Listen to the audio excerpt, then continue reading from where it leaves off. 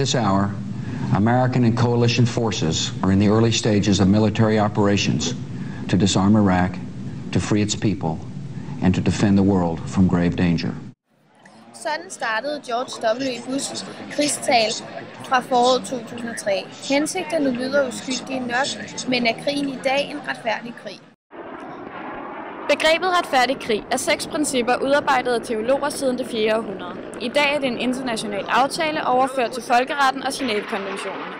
Det indebærer blandt andet, at hensigten med krigen skal være reel, krigen skal være sidste udvej, og at de omkostninger, man vil få under krigen, som menneskelige ressourcer, skal stå mål med det, man ønsker at opnå.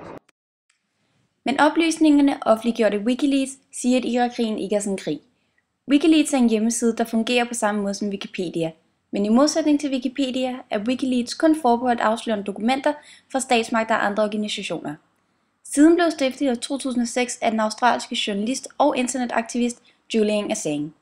Han mener, at folket har ret til at vide mere om både Irak og Afghanistan-krigen, end de gør i forvejen. Hjemmesiden bliver finansieret af private donorer og har over 1000 medarbejdere, alle anonyme. Denne video er før hemmelig, men nu har Wikileaks gjort den tilgængelig for offentligheden. Disse såkaldt bevæbnede mænd viser senere at være civile. 2 børn og 2 journalister uden våben.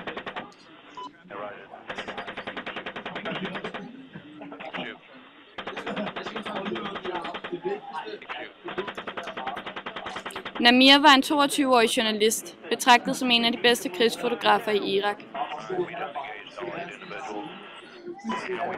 Said på 40 år var en respekteret chauffør og assistent for Reuters. Også hans kone og 4 børn blev slået ihjel under krigen. Begge børn var hårdt såret. It seems to me that the attitude of the pilots is, this is another day at the office.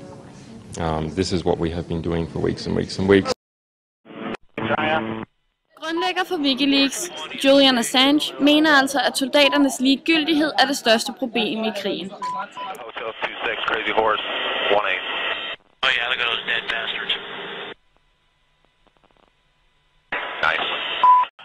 Baseret på dokumenterne offentliggjort af Wikileaks, kan konkluderes, at USA's krigsførelse i Irak strider imod nogle af retfærdige krigsprincipper. Især princippet rigtige hensigter som videre. De forklaringer, der bliver givet for at gå i krig, skal være de faktiske årsager. Samtidig skal krigens mål være en sikker og retfærdig krig. Det betyder, at krigen for eksempel ikke må basere sig på had eller på individers ønske om personlig vinding eller berømmelse. Den viste film offentliggjort af Wikileaks dokumenterer nemlig direkte had og morskab fra de enkelte soldater. Herudover er det offentliggjort, at der ikke er fundet atomvåben i Irak, hvilket strider imod princippet retfærdig sag. Krigen skal være modsvar på en trussel. Hvis et land angriber et andet land, så er selvforsvar en retfærdig sag. Altså strider USA's krigsførelse mod de enkelte principper for retfærdig krig.